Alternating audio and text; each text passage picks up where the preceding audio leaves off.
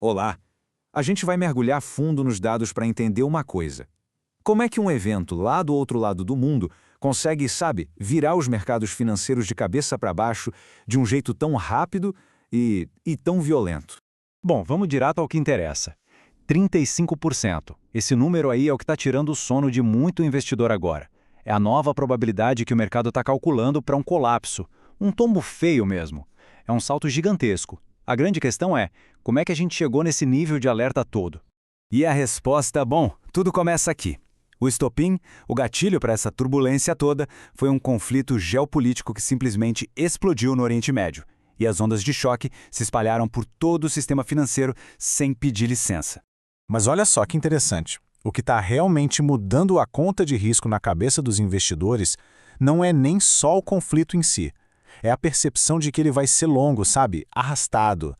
Essa expectativa de uma crise que não acaba mais, que está forçando todo mundo no mercado a refazer as contas sobre o futuro. E claro, essa faísca geopolítica cai direto no que é praticamente um barril de pólvora da economia global, o mercado de energia. Vamos ver o estrago que isso causou. A reação, gente, foi assim, imediata e violenta. Quase que da noite para o dia, os preços do petróleo foram para a lua. O Brent subiu mais de 18% e o West Texas mais de 17%. Essa foi a primeira e talvez a mais dramática reação do mercado a tudo isso.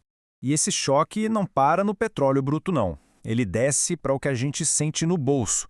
Os derivados, tipo o diesel e a gasolina, também tiveram altas, nossa, bem expressivas. E o que isso quer dizer? Pressão nos preços de tudo em toda a cadeia de produção. Com essa alta toda no preço da energia, um fantasma antigo volta a assombrar a economia, a tal da estagflação. E por que todo mundo tem tanto medo dela? Porque o pior cenário possível. Imagina, os preços sobem sem parar, a economia fica estagnada, não cresce e o desemprego aumenta. É um verdadeiro beco sem saída.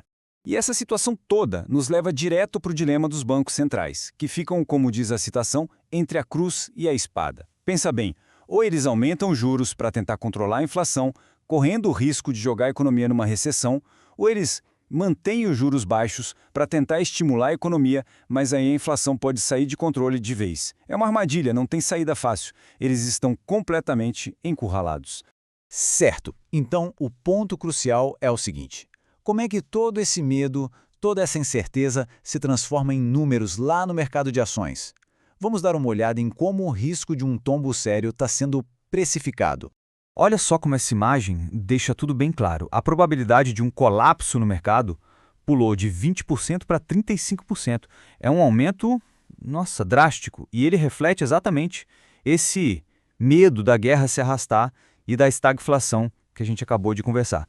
O resultado disso tudo?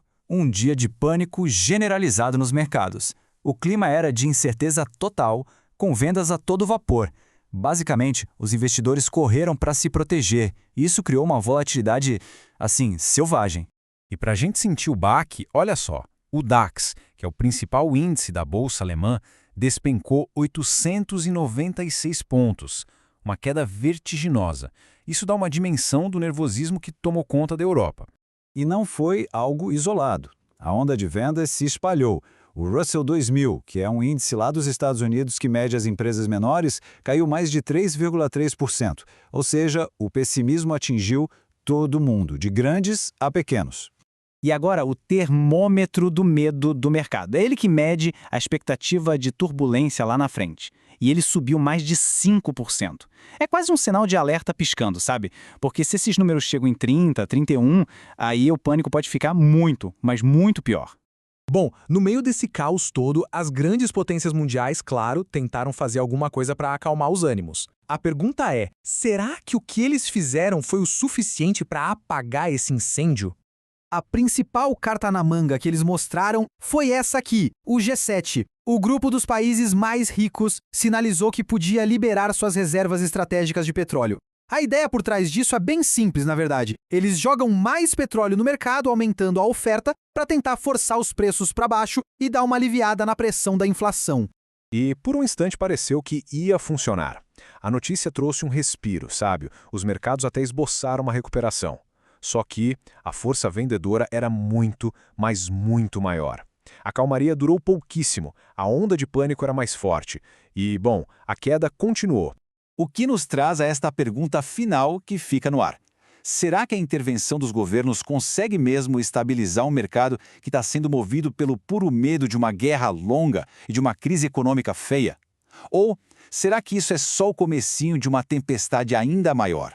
A resposta para isso, bom, ela ainda está sendo escrita, em tempo real.